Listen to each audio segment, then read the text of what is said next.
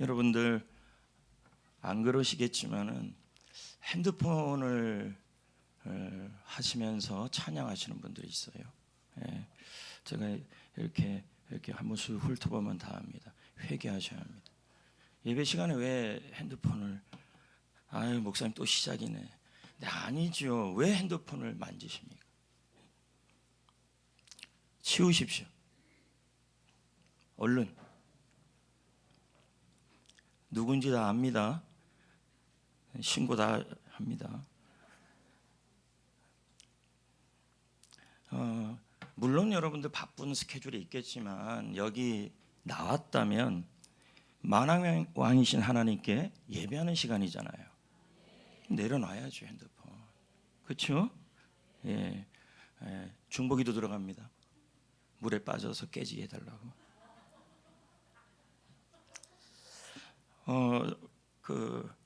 어제 이제 극동 방송에 이제 촬영을 하면서 방송은 주일날 나옵니다. 8시에 한 30분 정도 나오는데 저보고 묻는 거예요.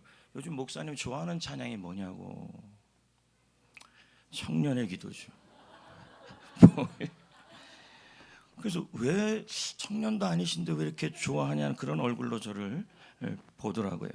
그래서 저도 그렇게 얘기했습니다. 처음에 이 찬양을 대할 때는 나랑은 상관없다라고 생각했지만 우리가 영적 생명과 영적 청년이 되는, 그래서 믿음의 전에 제가 굉장히 그런 마음으로 이 찬양이 내 찬양이다라는 마음으로 이제 그래서 주일날 방송 저녁 8시 방송할 때 모두 자동차로 가서 들으시면 됩니다.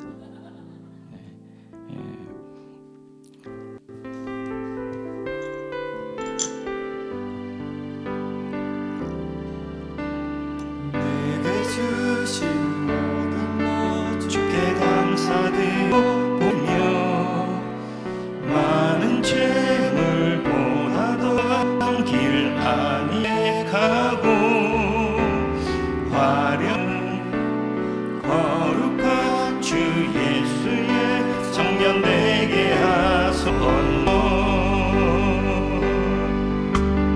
그리고 하나님 보시기에 정결한 그릇 되어 이 땅에 날 보내시 하나님의 산대로 주 영광 위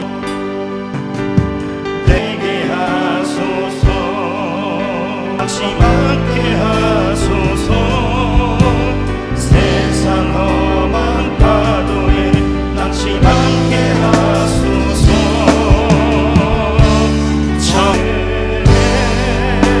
시절 지날 때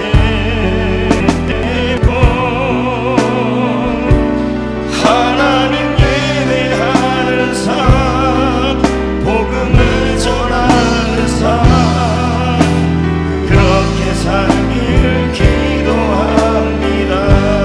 내 이름 내려 예수의 내 이름 내려놓고 내 삶 속에서 들고 모든 세상 속에서 작은 생명비 되어 천하보다 소중한 한 영혼 살리는 삶, 예수님 닮아가는 청년 되게 하소서. 때론 연약해져도 방과 함께 하소서. 세상 오만 파도에 낙심 않게 하소서. 청년 시절 주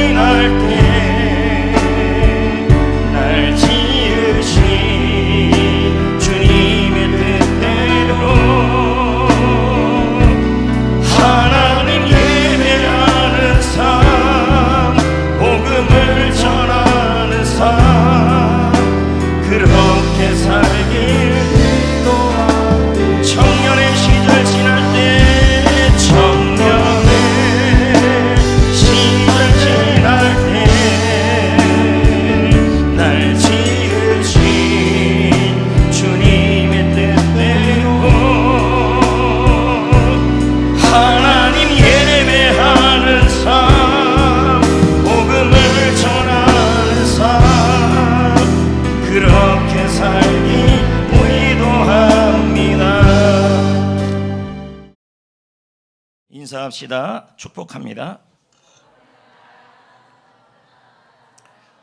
네. 가능하면 뒷자리에 앉지 마시고 앞에 앉는 게 좋습니다. 오자마자 뭐 앞에 자리도 있는데 그 자리에 고수하고 무슨 여러분 백마고집니까? 자리 고수하지 마시고 5분 대로 앞으로 앉으셔야 합니다. 뒤에서 도대체 뭐 하십니까? What are you doing now? 지금 here now. 또 핸드폰 얘기했다 그래서 목사님이 핸드폰 했다 해서 또 전화해가지고 뭐 그러기만 해봐요. 이제는 안 봐줄 겁니다. 전체를. 전화하지 마요. 뭐 목사님이 야단 칠 수도 있죠. 지난번에 강남한 성도가 목사님이 야단도 치고 그러더라. 근데 전화하지 마요. 아무것도 하지 마요. 저한테. 제가 뭐 틀린 말 하는 건 아니니까. 또 아멘 안 하시네. 전화하지 마요. 아무것도 하지 마요. 기도해요. 그냥 기도로 이겨내야지. 목사님께 뭐 이거 나도 그럼 골치 아파요. 나도 일도 많고 스트레스도 많아요. I have 스트레스. 여러분 오늘 말씀은 중요한 게 세 가지가 나와요. 계속 우리는 이스라엘은 왕을 구하고 있는 내용이에요. 근데 이들은 때를 쓰고 기도를 했다고 나누었습니다. 사무엘은 물러가라. 우리에게 스펙 좋고 잘생기고 능력 있는 왕을 달라. 이제 이렇게 얘기한 겁니다. 우리 교회로 말하면 뭐합니까? 권준호 목사는 물러가라. 몸짱 좋고 잘생기고 몸무게는 60 나오는 그 목사님을 보내달라. 그런 거 똑같은 거죠. 그래서 하나님이 어떻게 하십니까? 사무엘상 9장 1절을 읽어봅시다. 다 같이요. 시작.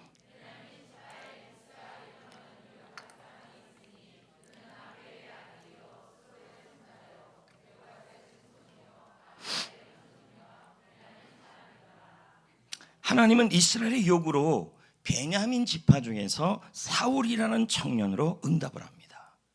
응답을 해요. 그런데 이렇게 말씀하고 있어요.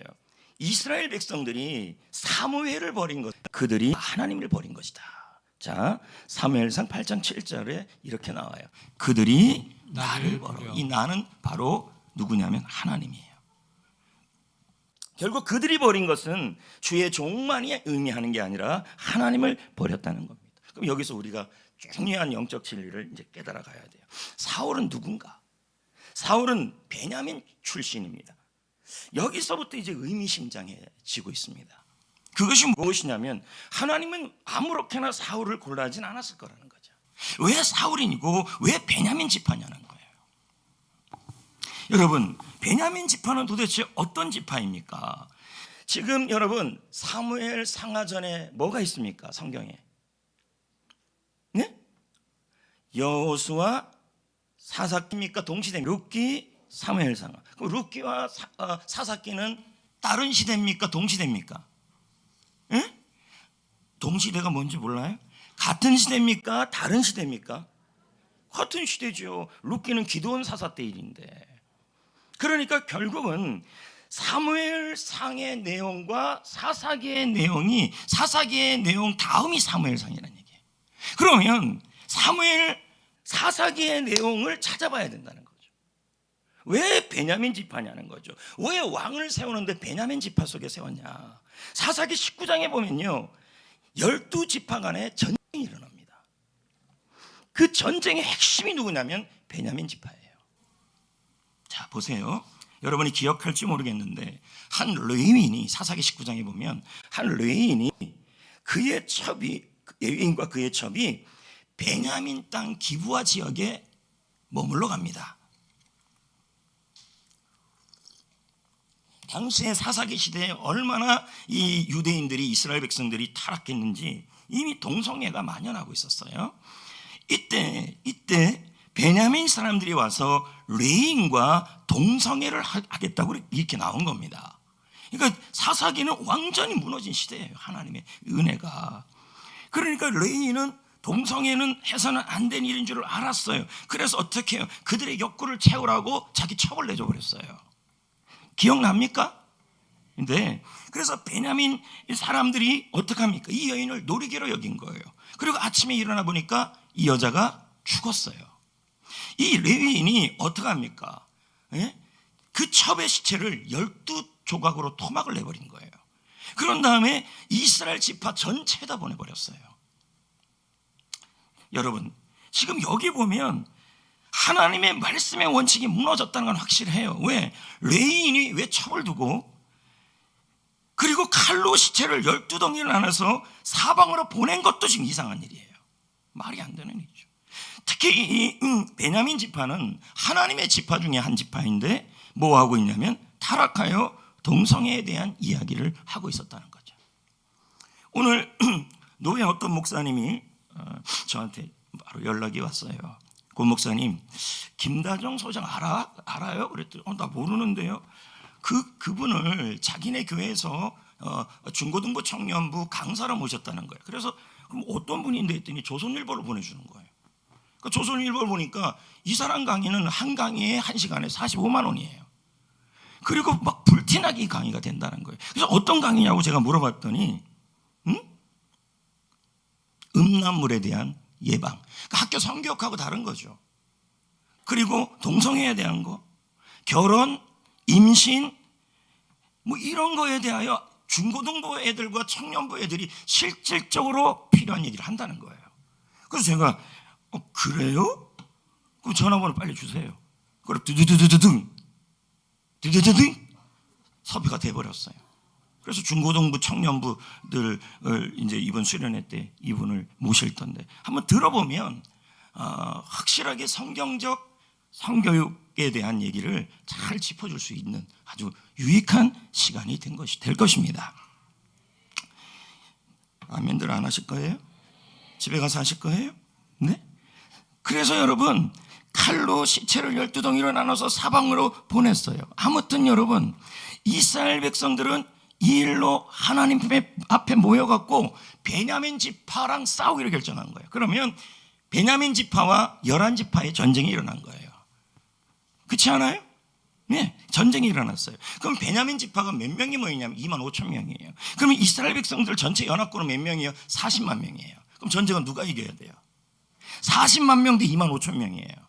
누가 이겨야 돼요? 40만 명이 이겨야죠. 근데 성경에는 어떻게 나왔어요? 여러분 사사기 읽었잖아요.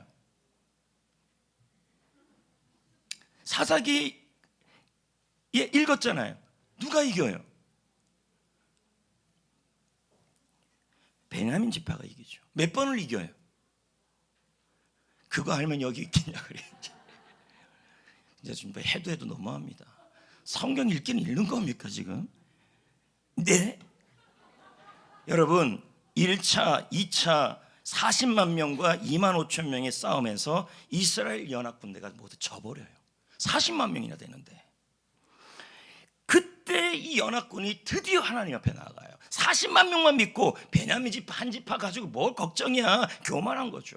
40만 명의 수로 이길 수 있다. 그래서 기도도 안 하고 그냥 물량으로 숫자로 가서 싸우러 간 것입니다. 그런데 막 완전히 져버리는 거예요. 그러더니 하나님 앞에 나아갔습니다. 부르짖어 하나님의 도움을 구했습니다. 전쟁은 여호와께 속했습니다. 전쟁은 하나님이 싸워주셔야 합니다. 그러고 고백하고 나갔더니 대승을 거두어요. 대승을. 여러분 인생은 치열한 전쟁터 아닙니까? 이 전쟁은 여러분 스펙으로만 될 수가 있는 게 아니라 물량으로 이길 수 있는 것이 아니라 인맥으로 이길 수 있는 것이 아니라 하나님이 싸워주셔야 합니다. 아멘. 아멘. 제가 이런저런 지금 일을 하면서 이제 850개 교회를 위해서 사역하면서 요즘 목사님 뭐가 제일 고민이에요라고 그 아나운서가 묻더라고요. 그래서 제가 돈이라 그랬어요. 왜냐하면 850교회를 섬기려고 그러면 굉장히 많은 돈이 필요하거든요.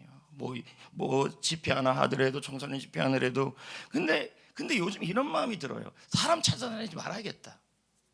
그냥 그리스도 예수 안에서 모든 쓸 것을 채우신 하나님께 구해야겠다. 그 마음이 들어요. 응? 어린이 꿈축제 당장 이제 해야 되는데 기본 견적 나온 게 1,100만 원이에요. 하고 싶지 않아요 지금 마음은요. 이거 어디서 나와요? 그래서 제가 사람 찾을까 했더니 되게 비굴해졌어요. 예전에는. 그래서 안 찾아다녀요. 시의원, 도의원, 국회의원, 시장 안 해요. 이제 안 해요. 얘도 지금 놀랬잖아요. 하나님 앞에 그냥 구하려고 그래요.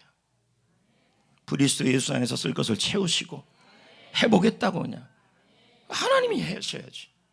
우리가 의지하고 우리가 구할 것은 하나님인 줄 믿습니다. 할렐루야.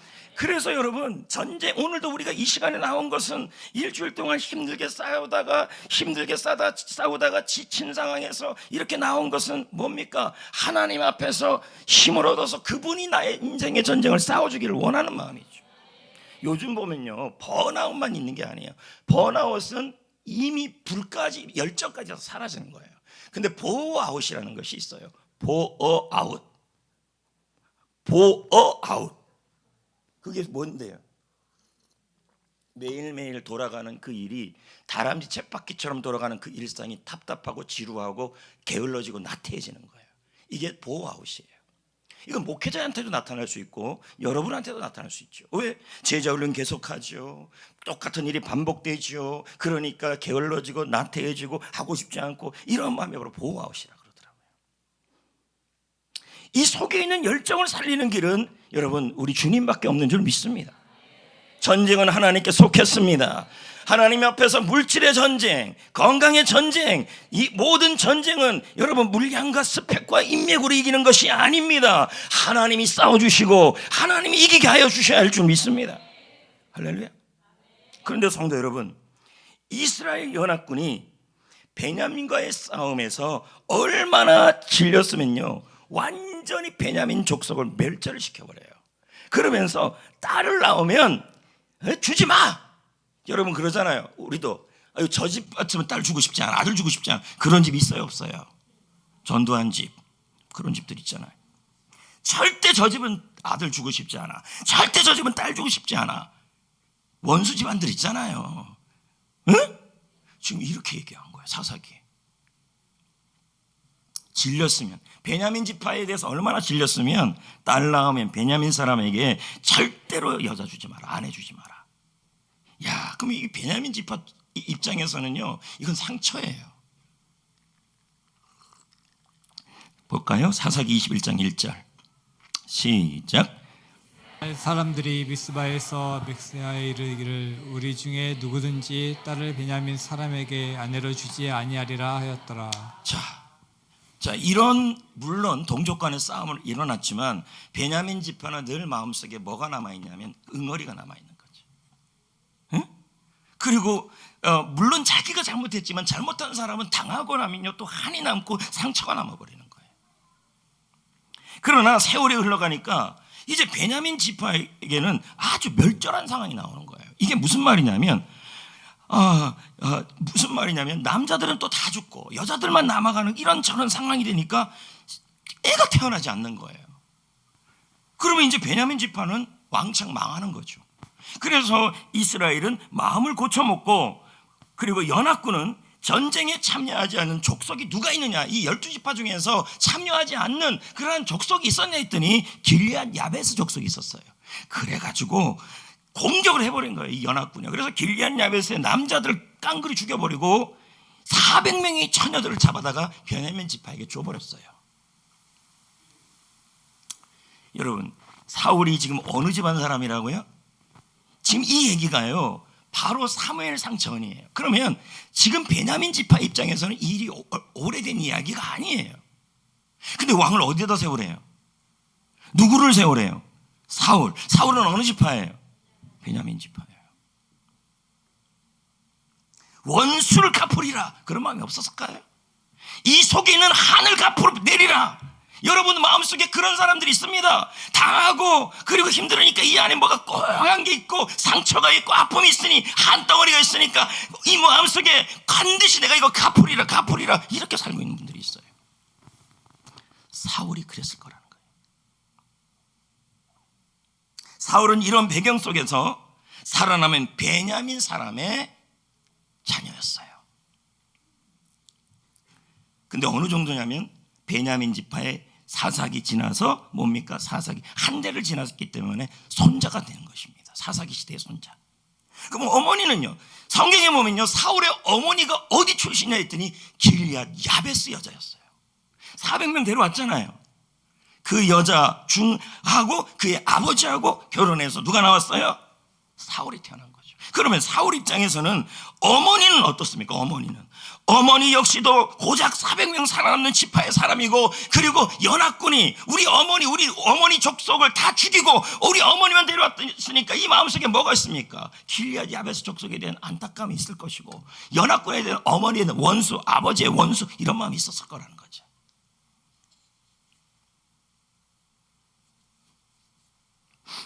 사울의 집안은 굉장한 원한, 한국 사람에게 있는 그 마음속에 상처, 원한, 복수, 이 마음이 꽉 차 있었을 겁니다. 우리도 지금 우리 마음속에 이런 분이 있습니다. 하나님께서 쓰는데도 이 마음에 뭐가 있냐면 복수, 원한, 상처. 사울은 그 마음속에 이 마음으로 다 있는 상태에서 하나님이 어떻든 왕으로 세워버린 거예요. 여러분, 갈등이 해결됐습니까? 자, 다시 물어요. 지금 베냐민 지파 속에 왕이 세워졌고 그의 어머니는 길리앗 야베스 사람이에요. 그러면 길리앗 야베스와 연합군, 그리고 베냐민 지파의 연합군의 이 갈등과 원한과 한이 해결됐습니까? 안 되는 상태예요. 여러분, 자 보세요. 여러분이 떼쓰고 기도하고 갈등 가운데 기도하고 한 가운데 기도하면 그 기도의 응답이 불행해져요. 앞으로 이 이스라엘은 이 사울 때문에 위기를 겪어요. 여러분, 교회를 열심히 다니면서도 마음에 뭐가 있어요? 한이 있어요. 교회를 열심히 다니고 기도 생활하고 제자 훈련도 받는데도 이 마음속에 상처가 해결되지 않고 있어요. 내적 치유수행을 하면 뭐합니까? 계속 그 상처를 해결하지 않고 있으니까. 마음속에 원한, 마음속에 상처, 그러니까 하나님께 그 해결되지 않은 상처와 갈등을 가지고 하나님께 기도하고 구해요. 근데 응답을 받았는데 그 응답이 우리를 불행하게 하는 거예요. 사울이 불행하게 하는 것처럼요. 치유받아야 돼요. 원한을 주님께 내어 맡겨야 돼요. 여러분, 내 마음속에 있는 상처가 해결되지 않고 내 마음속에 있는 원한을 하나님께 내려놓지 않고 계속 지고 살면요, 인생이 힘들어지고 그 원한을 품고 있기에 항상 내가 어떤 위치가 되고 자리가 되면 그 원한을 갚으려고 그래요. 복수하려고 그래요. 근데 문제는 사울이 왕이 되고 이런 일들이 일어나요. 여러분, 갈등 해결이 없으면, 원한이 해결되지 아니하면, 내 마음속에 진리로 자유케 되지 아니하면 결국은 무너지게 된다는 거예요. 예전에 여러분, 선교사님이 이렇게 선교사님이 아니고요, 어떤 운전수가 버스를 몰고 가다가 시내버스를 몰고 가다가 할머니가 걸어가고 있었어요. 그래서 그 할머니가 너무 힘들어 보이니까 할머니 타세요, 공짜로 타세요. 근데 할머니 머리에는 이걸 이고 있었던 것입니다. 예? 근데 한참을 운전하는데 할머니는 계속 이고 있는 겁니다. 땀이 뻘뻘 흘리면서 계속 버스 타고 있는데도 이럽니다. 그래서 할머니 그거 왜 그렇게 있어요? 그랬더니 공짜로 탔는데 이것까지 어떻게 내리냐는 거죠. 지금 여러분이 그렇다는 거죠. 우리 예수 그리스도의 구원 열차를 타고 있는데도 계속 계속 원한, 계속 상처, 계속 아픔, 그것을 머리에 이고 있는 겁니다. 뻘뻘 흘리면서 맡겨야 되고 내려놔야 되는 것입니다. 그래야 주님이 고쳐주시고, 주님이 그래야 승리하시고, 가정도 교회도 여러분 삶 속에서도 자유함이 있는 거죠. 할렐루야. 지금 한국 교회를 한번 보자고요. 참 어려운 상황 속에 있다 그러지 않습니까? 죽어가는 교회, 죽은 교회. 그런데 예수님은 이런 말씀을 해요. 교회는 죽지 않는다. 음부의 권세가 이기지 못한다. 그런데 여러분, 톰 레이너 목사의 책에 보니까요, 교회는 죽지 않아요. 음부의 권세가 이기지 않아요. 보이지 않는 무형교회는 그래요. 그러나 이 지교회들, 로컬 처치는 많이 죽었고 이 시간에도 죽어가고 있다고 얘기를 해요. 지역교회는 죽을 수 있다는 거죠. 미국에만 벌써 10만 개가 병들었거나 그리고 죽음의 징후를 보이고 있어요. 한국은 어떻습니까? 교회 안에, 이 톰 레이너 목사 책에 나오는 얘기예요. 교회 안에 갈등이 너무 많아요. 비본질적인 것 가지고 갈등을 하고 서로 의견 충돌하고, 교회 생활을 할 때는 자기 자신만, 자기 교회, 자기 가정 그것만 하고, 그리고 복음의 열정은 사라지고 과거의 부흥만 추억하는 겁니다. 과거에 우리는 이랬지, 과거에 우리는 이랬지, 과거에 그건 이렇지. 그렇게 과거의 부흥을 추억하는 교회는 이미 병든 교회라는 얘기죠. 지상 대명령에 대한 순종이 없어요. 자, 우리 복음 전하자 그러면, 아이고 내 마음이 아픈데, 아유 내가 내 속에 남편에 대한 한이 있는데, 아이고 내 마음속에 자녀에 대한 이 마음속에 확 무거운 것이 있는데, 내가 무슨 전도고 내가 무슨 지상 명령의 순종입니까? 이렇게 얘기한다는 거예요. 하나님은 고쳐서 쓰시는 분이에요. 아멘. 여러분, 톰 레이너 목사의 말에 뭐라 그럽니까? 지상 명령에 대한 순종이 없는 교회는 죽는다. 선교를 위해서 지역사회에 들어가서 섬기지도 않고, 복음을 전하지도 않고, 선교를 위해서 선교비를 쫙 충하지도 않아요. 그들은 모두 어떻게 합니까? 감나무에 감이 떨어지기를 원해요. 주여 부흥이 떨어지기를 원합니다. 부흥이 떨어지기를 원합니다. 그러나 아무 행동도 안 해요. 기도도 안 하고, 희생도 없고, 용서도 없고, 섬김도 없어요. 무단한 노력도 없어요. 그러면서 감이 그냥 떨어지기만 바라는 거죠. 제가 느끼는 게 그겁니다. 부흥 안 되는 교회를 찾아가면요, 하나같이 뭐냐면 안 움직여요. 특히 뭐냐면 아멘 소리가 안 나와요. 움직이질 않아요. 그냥 부흥이 떨어지고 은혜가 떨어지고 축복이 감 떨어지지, 이러고 있는 것입니다. 각을 안 떨어지죠. 여러분, 백날 천날 기다려보세요. 돌려야죠. 아니면 나무로 때리든지. 이런 부흥이 안 되는 교회, 죽어있는 교회의 특징은 그래서 목회자의 심의 구간이 너무 짧아요. 교회의 변화를 시도도 안 해요. 교회는 쇠퇴와 죽음의 길로 가는 것입니다. 건강한 교회의 특징은 뭐냐 그랬더니, 교회에 기도에 참여하는 성도들이 많대요. 그게 건강한 교회라는 것이죠. 여러분, 안 되는 교회들에 보면요, 그 교회 안에 갈등이 너무 많아요. 무슨 파. 그리고 그 안에 한이 너무 많고, 이 안에 복수심이 너무 많아요. 그래서 그거 하나 건들면요, 그냥 거품을 물어요. 이게 사울과 다를 게 뭐가 있냐는 거죠. 또 목사님이 이런저런 설교를 하면 목사님이 나 친애하면서 딱 이렇게 하고, 이게 뭘 쳐요. 하나님 앞에서 겸손하게 들으시고 순서에 따라 전하는 건데, 지금 바울, 사무엘, 상하 그냥 순서 따라 전하는 거예요.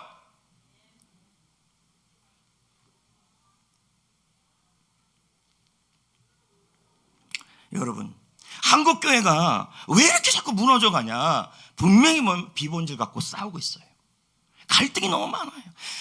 서로 파가 너무 많고, 그 안에 상처가 너무 많고, 해결도 안 되니까 힘도 없어지고, 계속 마음속에 서로 잡아먹으려는 으르렁대는 그 모습만 있는 것이죠.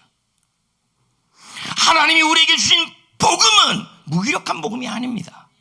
서로 보관용 복음도 아닙니다. 낡아 빠진 복음도 아니에요. 하나님이 주신 복음은 세상을 구원하는 능력이에요. 복음이면 충분합니다. 복음은 능력입니다.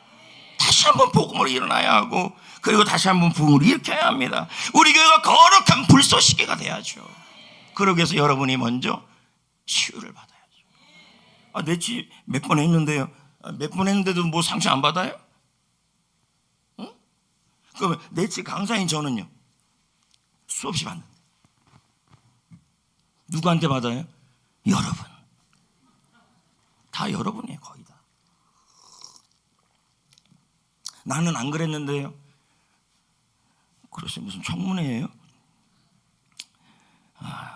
잘하죠. 잘하는데 제 말은, 교회 안에서 우리가 거룩한 불쏘시개가 되기 위해서는 내적 치유 수행에는 하나님이 특별한 시간이고, 평상시에도 우리가 이러한 마음의 이 상처, 그리고 한 덩어리 원한, 이런 것을 가슴에 팍 쥐고 있지 마시고 주님께 내어놓으십시오. 주님이 고쳐주실 거예요. 뭐 그렇게 오래 붙들고 있어요, 그 원한을. 그래서 이러잖아요. 조용필이 불렀잖아요. 한마는 이 세상, 한마는 몇 년을 한 500년? 이 노래가 한 500년 아니에요? 그러니까 500년 동안 이걸 한을 안 푸는 거죠. 참 조선 500년. 다시 한번 부흥이 일어나야 합니다. 예, 갈등에서 해결되고 한이 해결되고 원한이 없어지는 그러한 교회의 부흥이 일어나기 위해서 우리 마음속에 있는 모든 원한의 짐, 사람에 대한 원한, 그 모든 짐을 주님께 내어 맡겨야 합니다. 그래야 교회가 살죠. 응? 여러분이 부흥을 막는 사람이 되면 안 되잖아요. 사무엘상 11장 9절을 읽어볼까요? 시작. 무리가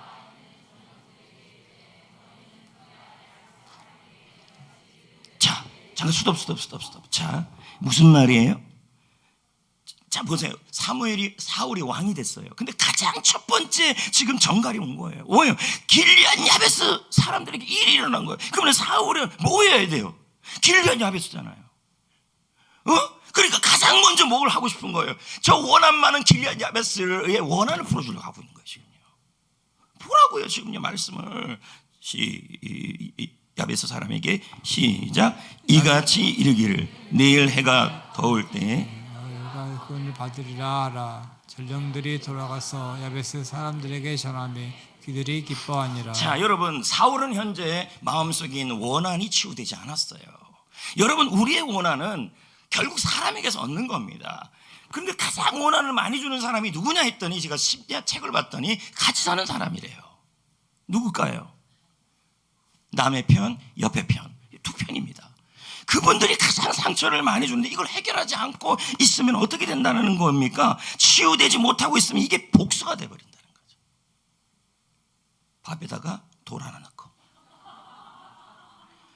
콩나물 국 비린내 나게 끓여주고 라면 끓일 때 손가락 한번 넣어보고 손 씻고, 이게 다 복수 아닙니까? 그래, 누가 잘 사나 한번 보자.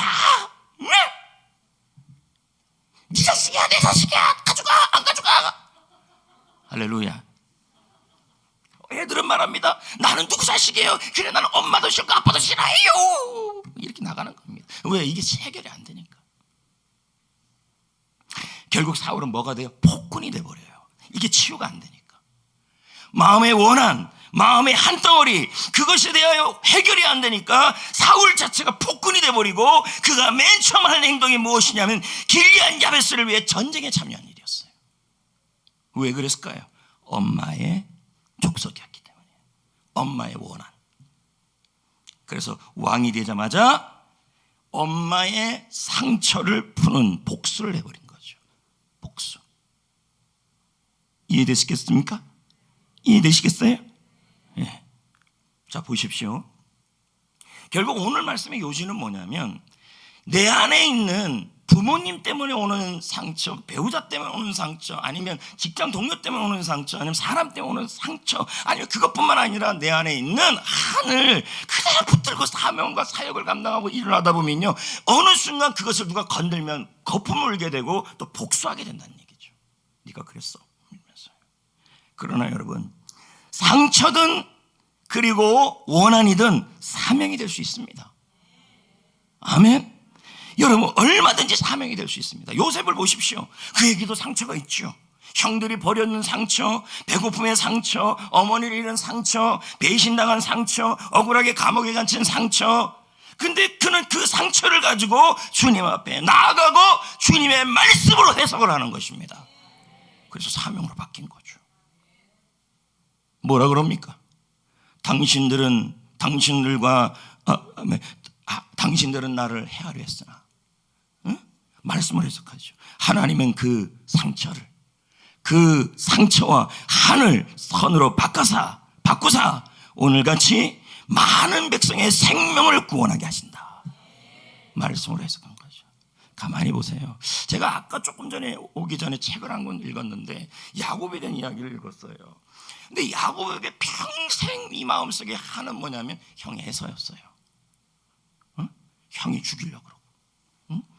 그리고 그 형 에서가 계속 야곱의 마음속에 하나의 짐덩어리였어요.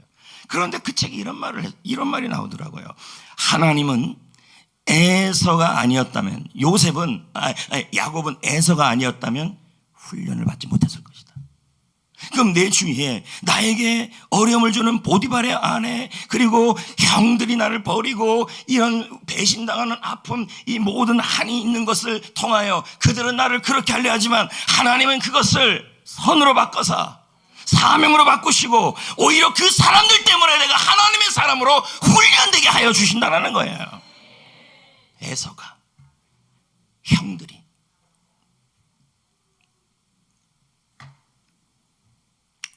여러분, 가족과의 이별 아프죠? 버림받은 마음 이해하죠? 배신당한 아픔 힘들죠? 요셉이 그랬잖아요. 그는 이런 상황을 겪었을 때 이 상처를 계속 붙들고 있는 것이 아니라 하나님께 맡기고, 쓰고 있는 게 아니라 내리고, 그리고 주님이 그 상처는 가져가시고 회복을 주시고 치유를 주셔서 사명자가 되게 하는 거예요. 그러니까 야곱이 배고파졌으니까 배고픈 사람의 마음을 아는 거고, 그렇지 않아요? 야곱이 힘든 일을 겪어보고 어려움을 겪어보니까 뭐예요? 그 힘든 일을 겪어보는 사람들을 도와주는 사명자가 되어버린 거죠.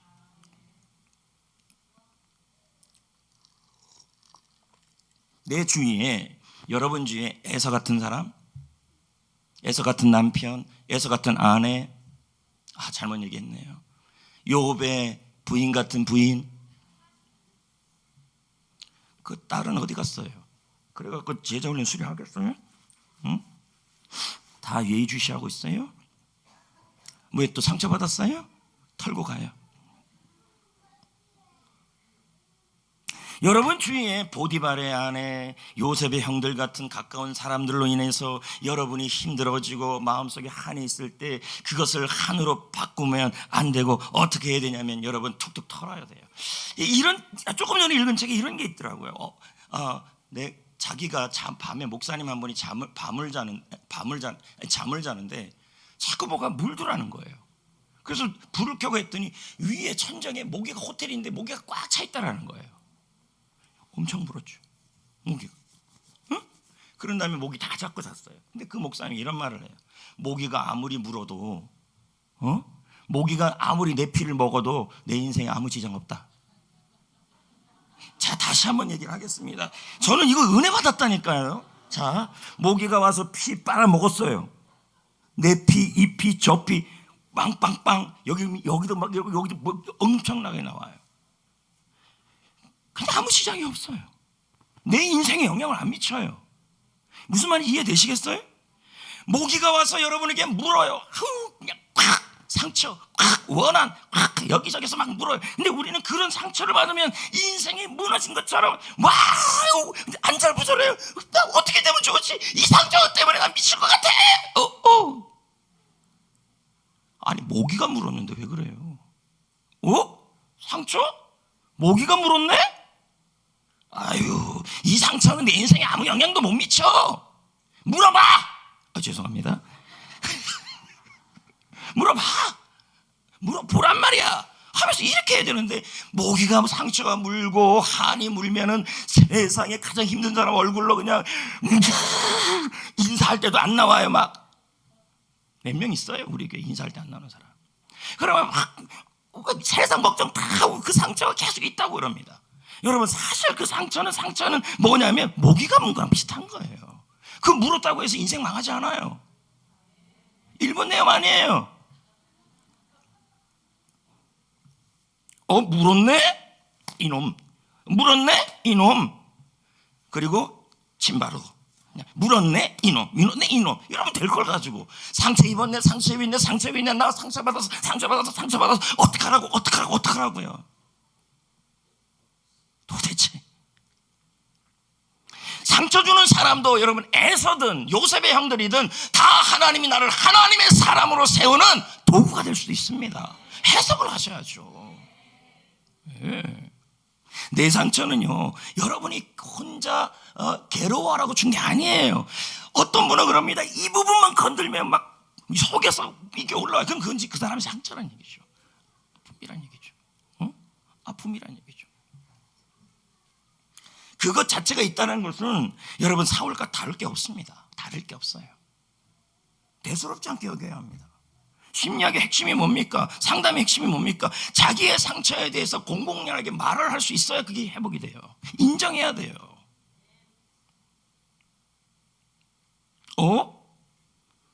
목이 되게 크네? 피 좀 먹었네? 거머리가 물어서 피가 탱탱해도 아이고 다 시원하다 이렇게 해야 되는데 물었네. 어머 어떻게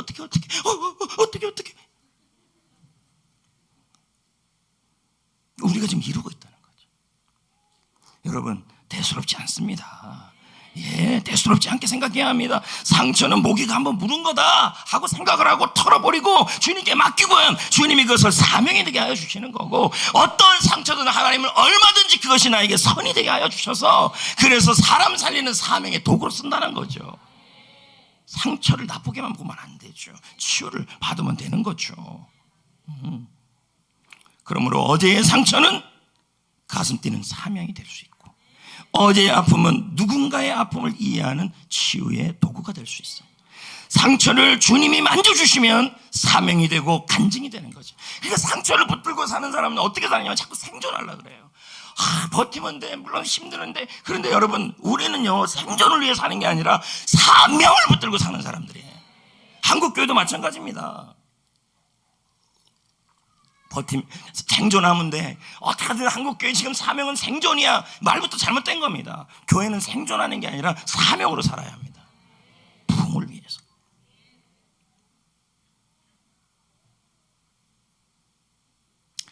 우리 사울처럼 이 가슴 안에 부모에 대한 상처, 지파에 대한 상처, 가물에 대한 상처, 그것을 꽉 품고 살아가면요, 그 사람이 하나님이 쓰는 자리에 올라가도 복수를 위한 자리로 사용한다는 거죠. 그러지 마시고 해석을 잘 하시고, 그리고 상처가 생겼을 때 툭툭 털으세요. 1마리, 2마리, 3마리, 4마리, 5마리, 탁탁탁. 여러분, 모기 문다고 일본내염 아닌 이상 죽습니까? 상처는요 일본내염 아닙니다. 약이지, 사명이지. 내가 아파 보면 아픈 사람을 이해한다니까요. 내가 지금 너무 아픈 일이 있는데 그것을 하나님께 맡기고 그것을 선으로 이루신 하나님께 맡기고 나간 다음에 그 아픔을 겪는 사람을 위로하는 사명이 될 수도 있는 거죠. 감추지 마십시오. 자, 저 따라 합시다. 물었네? 아유, 여기 저기 이렇게. 그리고 F킬러 쭉 이렇게. 모기향 쭉. 감사가 모기향.